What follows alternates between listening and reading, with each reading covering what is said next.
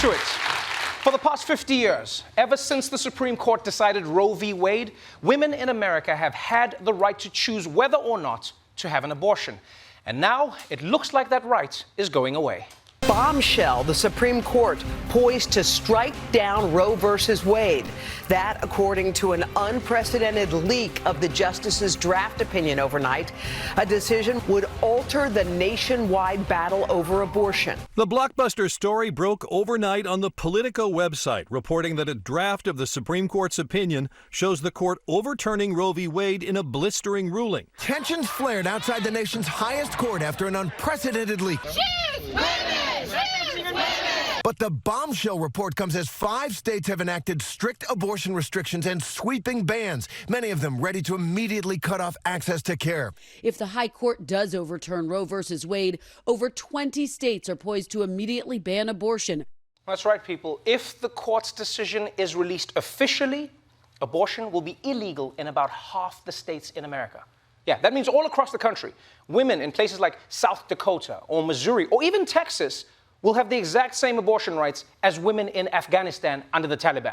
Yeah, and just think about that. We just evacuated people out of Afghanistan, and now we're going to have to evacuate them out of Tennessee? And isn't it amazing? After all these years of the right screaming about the threats of Sharia law, it turns out they were just jealous. Now, to be clear, Roe v. Wade hasn't yet been overturned, right? This is a leaked draft from February. It's not official. Like, for all we know, the opinion could change by the time it's released, or the justices who signed on to it in February could change their minds. It is not likely, but it's technically possible. I mean, like, who knows? Maybe Justice Alito will try ayahuasca and come back with a totally new perspective on the universe and how we're all connected. Or maybe between then and now, one of these justices will have a daughter, and then they'll understand. Wait, hold on. Oh, I'm being told 4 of them do have daughters. Oh. Okay, well, that's up. But it's important to remember how we got here. Because keep in mind that poll after poll shows that a majority of Americans don't want Roe v. Wade to be overturned. But the GOP didn't care about that. No, they didn't care about winning over the people. They just cared about getting enough justices onto the court to get what they want. Basically, they used the same tactic that friend of yours uses when they're ordering pizza. Hey, what topics does everyone want? What do you want on the pizza? Extra cheese and pepperoni. Well, I'm ordering, so it's anchovies and pineapples.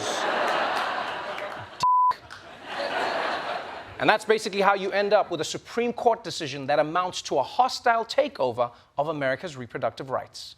The draft opinion is apparently written by Justice Samuel Alito.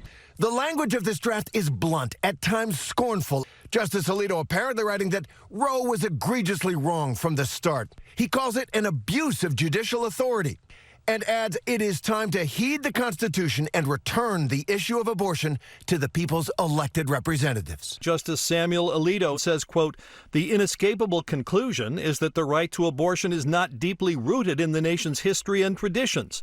Yeah, believe it or not, according to this argument, there actually is no fundamental right for women to control their own bodies.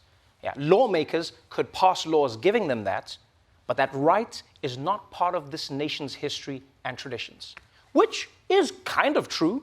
I mean, the history of this nation is that men can control what women do, and that's what we want to go back to, right? Progress? Yes, am I getting it right? I mean, but then again, the right to an abortion has also been around for 50 years now. Think about it. You want to talk about history and tradition? I think it's safe to say that that's a tradition at this point. Like, if you go without electricity for a weekend, you're camping. If you go without it for 50 years, you're that's just who you are.